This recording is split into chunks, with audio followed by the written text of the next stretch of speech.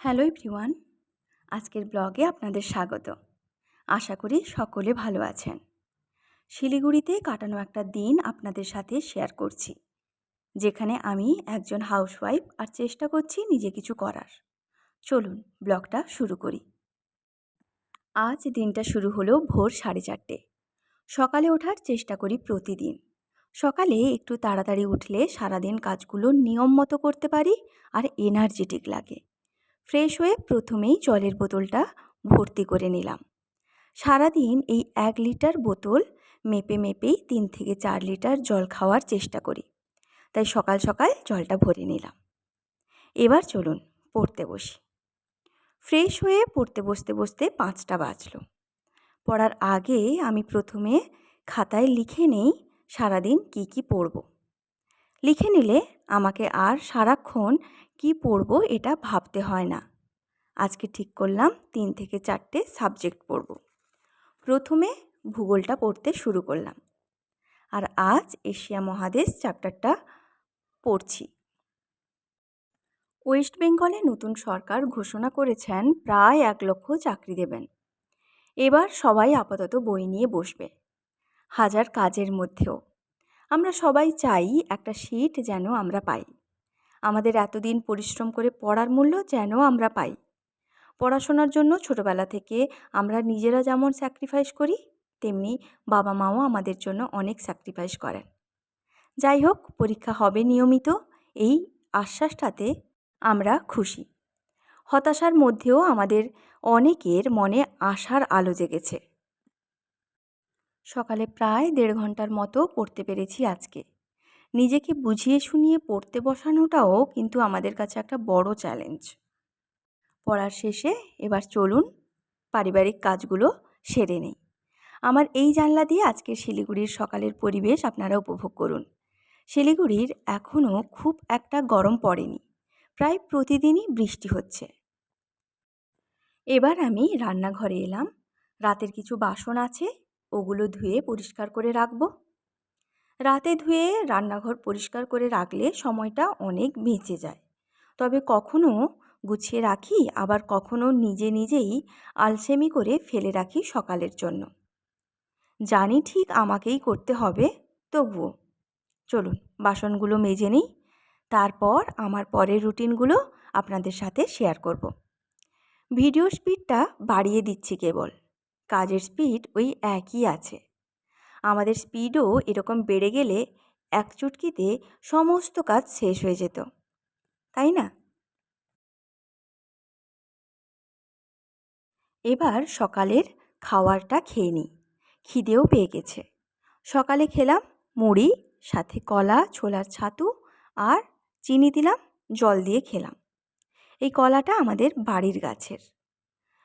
বাড়ির গাছের ফল হলে কি আনন্দই না লাগে। এবারে শিলিগুড়ি আসার সময় আমরা নিয়ে এসেছি। আবার বাড়ি বলতে এখন 2টো বাড়ি, বাবার বাড়ি নাকি শ্বশুর বাড়ি। এটা শ্বশুর বাড়িতে হয়েছিল। খাওয়াটা খেয়ে আবার একটু পড়তে বসলাম। যখন একটু সময় হয়, পড়ার মন যদি থাকে, নিজেকে একটু মোটিভেট করিয়ে পড়তে বসালে ভবিষ্যতে হয়তো ভালো কিছু আমাদের জন্য অপেক্ষা করছে। এখন পড়লাম এসএসটি সোশ্যাল সায়েন্স। 1 ঘন্টা মতো পড়ে আমাদের সবচেয়ে বড় কাজ, আর যেটাতে একটু সময়ও লাগে, সেখানে চললাম। আসলে রান্না করার কথা বলছি। চলুন দেখি আজ আমার রান্নাঘরে কি রান্না হচ্ছে। রান্নাঘরে রান্না করে তার সাথে আনুষঙ্গিক কাজগুলো করে রান্না গুছিয়ে উঠতে প্রায় 2 ঘন্টা তো সময় লাগেই। বেশি কিছু রান্না করলে বা অনেক জনের জন্য রান্না করলে সময় বরং আরও বেড়ে যায়, কমে না।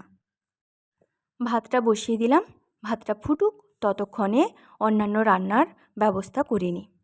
ডাল নিলাম প্রথমে। আজ প্রতিদিনের মতো ডাল করব না। আজ ভেবেছি কাঁচা লঙ্কা, পেঁয়াজ, সর্ষে তেল দিয়ে ডাল মাখা করব। মাঝে মাঝে এরকম ডাল মাখা খেতে বেশ ভালো লাগে, মুখের স্বাদও পাল্টায়। ডালটাকে প্রথমে ধুয়ে নিলাম, তারপর কড়াই সেদ্ধ করতে বসাবো। ডাল সেদ্ধর সময় এই ফেনাগুলোকে ফেলে দিতে দেখেছি অনেককে, বলে এটা নাকি ভালো নয়, তাই আমিও ফেলে দিচ্ছি। ডালটার জল শুকনো হওয়া অবধি ফোটাবো। ততক্ষণে ডিম ঝোলের জন্য ডিমগুলোকে ধুয়ে নিচ্ছি। আসলে দোকান থেকে যে ডিমগুলো এনেছি তাতে নোংরা লেগে আছে, তাই প্রথমে ধুয়ে নেব, তারপর সেদ্ধ বসাবো। একদিকে ভাত আর ডালটা হচ্ছে, তাই ঝটপট করার জন্য ইলেকট্রিক কেটলিতে ডিমগুলোকে সেদ্ধ করে নেব। রান্নাঘরে এরকম ছোট ছোট কাজগুলোকে একটু এগিয়ে রাখলে কিন্তু আমাদের অনেকটা টাইম সেভ হয়। এরপর ঝিঙে আলু তরকারি করার জন্য ঝিঙে নিয়ে নিলাম। ডালটাকে নেড়ে দেবো একবার, না হলে কড়াই বসে যাবে। এই রকম কিছুটা জল যখন শুকিয়ে আসবে, তখন গ্যাসের ফ্লেম একদম লো করে আরও কিছুক্ষণ বসিয়ে রাখবো, যতক্ষণ না জলটা শুকোচ্ছে। এদিকে আমার ঝিঙে আলু কাটাও শেষ, আর ডাল সেদ্ধ হতে হতে ঝিঙে আলুর মশলাটাও করে নিয়েছি। ডালটা নামিয়ে রেখেছি, ঝিঙে আলুর মশলা কষে নিয়েছি। এবার ধুয়ে রাখা ঝিঙে আলু দিয়ে দেব। ঝিঙে আলুর তরকারিটাও প্রায় হয়ে এসেছে। অন্য আরেক দিকে আরেকটা কড়াই আমি ভাত নামিয়ে ডিমের ঝোলটাও বসিয়ে দিয়েছিলাম, ওটাও রেডি হয়ে গেছে। আর কিছুক্ষণ ফুটিয়ে নামিয়ে আনবো। ডালটা নামানোর সময় তো দেখানো হয়নি। এবার দেখুন ডালটা এমন পর্যায়ে নামাতে হবে যাতে ডালটা শুকে যায়। এবার একে একে কাঁচা পেঁয়াজ দেব, লঙ্কা দেব আর সর্ষের তেল দিয়ে মেখে নেব। হালকা নুনও দেব। সেদ্ধ হওয়ার সময় কিন্তু নুন দেইনি। দারুণ লাগে খেতে, মাঝে মধ্যে খেলে মুখের স্বাদও বেশ পাল্টায়। একবার রান্না করে খেতে পারেন। রান্নার শেষে ফ্রেশ হয়ে লাঞ্চের থালাটা সাজিয়ে নেব। এই যে আমার দীর্ঘ 2 ঘন্টার পরিশ্রমের ফল, ডাল মাখা, ঝিঙে আলুর তরকারি, ডিমের ঝোল আর শেষে আম। তারপর বিশ্রাম নিয়ে বিকেলে খেয়েছিলাম আনারস। এই আনারসটা নিয়েছে 30 টাকা। বিকেলেও কিছুক্ষণ পড়েছিলাম, তবে ক্যামেরাবন্দি করা হয়নি। আনারসটা বেশ সুস্বাদু ছিল। আর তারপর বিকেলের দিকে একটু বাইরে বেরিয়েছিলাম। কোনো কাজ নয়, তবে একটু ঘুরতে। আসলে সারাদিন ভাড়া বাড়িতে দুটো ঘরের মধ্যে থাকতে হয়, সময়ও কেটে যায় নানা কাজে। তাই বিকেলে বেরিয়েছিলাম। কাছেই একটা বেশ বড় খেলার মাঠ আছে, ওখানে গিয়ে বাচ্চাদের ফুটবল খেলা দেখলাম। আকাশের দিকে তাকিয়ে পাখিদের বাড়ি ফিরতে দেখলাম। দুটো কুকুরকে নিশ্চিন্তে ঘুমোতে দেখলাম। আর এই মাঠটার চারিদিকে বকুল গাছে ভর্তি, ফুলও হয়েছে প্রচুর। টুপটাপ করে একটা দুটো ফুল নিচে পড়ছে। এইভাবে একটা দিন কাটলো। এখানেই রাখছি আজ। আবার একটা দিনের অভিজ্ঞতা, ভালো লাগা, খারাপ লাগা শেয়ার করব আপনাদের সাথে। আমার ব্লগটা আপনাদের কেমন লাগলো কমেন্টে অবশ্যই জানাবেন। আর শেষ পর্যন্ত দেখার জন্য অনেক ধন্যবাদ। খুব ভালো থাকবেন, নিজেকে সুস্থ থাকবেন, নিজের খেয়াল রাখবেন। আজকে এখানেই রাখছি।